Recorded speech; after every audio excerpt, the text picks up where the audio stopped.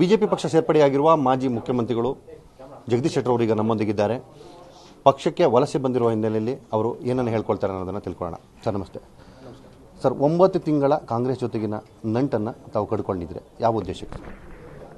ಇದರಲ್ಲಿ ನಾನು ಕಾಂಗ್ರೆಸ್ ಪಾರ್ಟಿಗೆ ಏನು ಬ್ಲೇಮ್ ಮಾಡೋದಿಲ್ಲ. ಅಸೆಂಬ್ಲಿ ಚುನಾವಣೆಯಲ್ಲಿ ಏನು ನನಗೊಂದು ಹರ್ಟ್ ಆಯಿತು, ಅದಕ್ಕೆ ಅವರು ನನ್ನ ಕರೆದ್ರು, ಗೌರವ ಕೊಟ್ಟರು, ಅಸೆಂಬ್ಲಿ ಟಿಕೆಟು ಕೊಟ್ಟರು. ಆ ಹಿನ್ನೆಲೆಯಲ್ಲಿ ಅವ್ರ ಬಗ್ಗೆ ನನಗೆ ಗೌರವ ಇದೆ.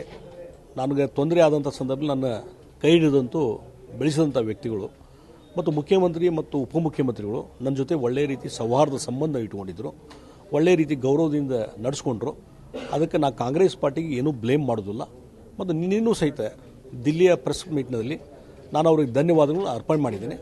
ಆದರೆ ಭಾರತೀಯ ಜನತಾ ಪಾರ್ಟಿಗೆ ವಾಪಸ್ ಬರಬೇಕು ಅನ್ನುವಂಥದ್ದು ಏನೊಂದು ಅಲ್ಲಿದ್ದಂಥ ಕಾರ್ಯಕರ್ತರ ಒಂದು ಒತ್ತಡ, ಅಭಿಲಾಷೆ, ರಾಜ್ಯ ನಾಯಕರ ಅಭಿಲಾಷೆ ಮತ್ತು ರಾಷ್ಟ್ರೀಯ ನಾಯಕರ ಒಂದು ಕರೆ ಮತ್ತು ನರೇಂದ್ರ ಮೋದಿಯವರು ಮತ್ತೊಮ್ಮೆ ಪ್ರಧಾನಮಂತ್ರಿ ಆಗಬೇಕು ಅನ್ನುವಂಥ ಒಂದು ಇಚ್ಛೆ, ಈ ಹಿನ್ನೆಲೆಯಲ್ಲಿ ಮತ್ತೊಮ್ಮೆ ಭಾರತೀಯ ಜನತಾ ಪಾರ್ಟಿಗೆ ನಮ್ಮ ಮನೆಗೆ ನಾನು ಬರುವಂಥದ್ದಕ್ಕೆ ಕಾರಣ ಆಯಿತು. ತಾವು ಹೇಳಿದ್ರಿ ಬಿಜೆಪಿ ಪಕ್ಷದಲ್ಲಾದಂಥ ಅವಮಾನದಿಂದ ನಾನು ಇಂಥದೊಂದು ನಿರ್ಧಾರವನ್ನು ತೆಗೆದುಕೊಂಡೆ ಅಂತ ಹೇಳಿ. ಆದರೆ ಬದಲಾವಣೆ ನಿರ್ಧಾರವನ್ನು ತಾವೇ ಮಾಡಿದವರು. ಕ್ಷಿಪ್ರ ಬದಲಾವಣೆಯ ವಿಚಾರವನ್ನು ತಮಗೆ ಗೌರವ ಕೊಟ್ಟ ಪಕ್ಷದ ನಾಯಕರುಗಳಿಗೆ ತಿಳಿಸಬಹುದಿತ್ತು ಅನ್ನುವಂಥ ಮಾತು ಕೇಳಿಬರ್ತಾ ಇದೆ. ನೋಡಿ, ರಾಜಕಾರಣದಲ್ಲಿ ಎಲ್ಲವೂ ಹೇಳಿ ಕೇಳಿ ಮಾಡಬೇಕಂತೇನಿಲ್ಲ. ಯಾಕಂದರೆ ಇದು ಹೇಳಿ ಕೇಳಿ ಮಾಡುವಂಥದ್ದಾದರೆ ಮತ್ತೆ ಅದಕ್ಕೊಂದು ಸಂಘರ್ಷ, ಘರ್ಷಣೆ ಎಲ್ಲ ಸ್ಟಾರ್ಟ್ ಆಗ್ತದೆ. ಆ ಹಿನ್ನೆಲೆಯಲ್ಲಿ ಇದು ಕ್ಷಿಪ್ರ ಗತಿಯಿಂದ ಆದಂಥದ್ದಲ್ಲ. ಕಳೆದ 1 ತಿಂಗಳಿಂದ ಇದು ಪ್ರೊಸೆಸ್ ನಡೀತಾ ಇದೆ. ಆದಮೇಲೆ ನಿನ್ನೆ ವರಿಷ್ಠರನ್ನು ಭೇಟಿ ಮಾಡಿ ಅಂತಿಮವಾಗಿ ಬಿಜೆಪಿ ಸೇರ್ಪಡೆ ಮಾಡುವಂಥ ನಿರ್ಧಾರ ಆಗಿದೆ. ಕೇವಲ 3-4 ತಾಸಲ್ಲಿ ನಡೆದಂಥ ಘಟನೆ ಅಲ್ಲ. ಜಗದೀಶ್ ಶೆಟ್ಟರ್ ಅವರ ವಿರುದ್ಧ ಪ್ರಮುಖವಾಗಿ ಬರ್ತಿದ್ದಂಥ ಆರೋಪ ಏನು ಅಂದರೆ, ಪ್ರತಿ ಬಾರಿಯೂ ಅವಕಾಶವನ್ನು, ಅಧಿಕಾರವನ್ನು ಹುಡ್ಕೊಂಡು ಅವರು ಹೋಗ್ತಾರೆ. ಬಿಜೆಪಿಯಲ್ಲಿದ್ದ ಸಂದರ್ಭದಲ್ಲೂ ಅದನ್ನೇ ಮಾಡಿದ್ರು, ಕಾಂಗ್ರೆಸ್ಗೂ ಅದಕ್ಕಾಗಿ ಹೋಗಿದ್ರು ಅನ್ನುವಂಥ ನೇರ ಆರೋಪವನ್ನು ಬಿಜೆಪಿಯ ಮುಖಂಡರುಗಳು ಕೆಲವರು ಮಾಡಿದರು. ಇದಕ್ಕೆ ತಾವೇನಂತೆ?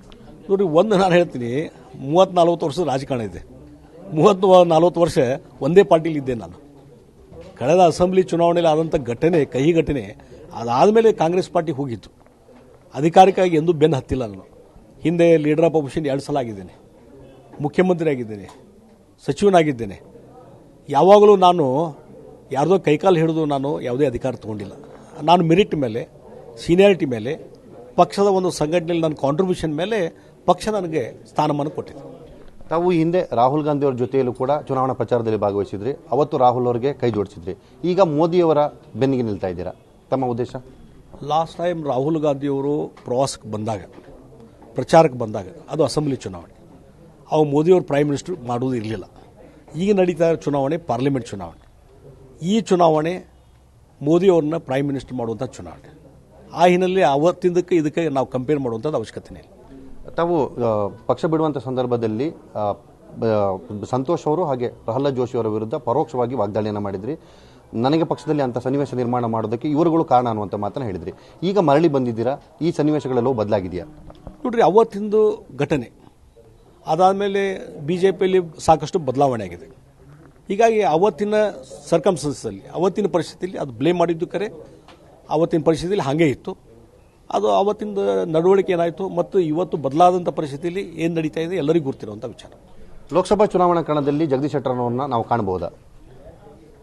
ಒಂದು ನಾನು ಹೇಳ್ತೀನಿ, ಯಾವುದೇ ರೀತಿ ಕಂಡೀಷನ್ ಹಾಕಿ, ಕರಾರನ್ನು ಹಾಕಿ ನಾನು ಚುನಾವಣೆಯಲ್ಲಿ ಸ್ಪರ್ಧೆ ಮಾಡ್ತೀನಿ, ನೀವು ಅವಕಾಶ ಕೊಡಬೇಕಂತ ನಾನು ಕೇಳಿಲ್ಲ. ಮತ್ತು ಯಾವುದೇ ರೀತಿಯಾದ ಕಂಡೀಷನ್ ಬಗ್ಗೆ ಚರ್ಚೆನೂ ಆಗಿಲ್ಲ. ಅನ್ಕಂಡೀಷನಲಿ ಜಾಯ್ನ್ ಆಗಿದ್ದೇನೆ. ಧನ್ಯವಾದಗಳು ಸರ್.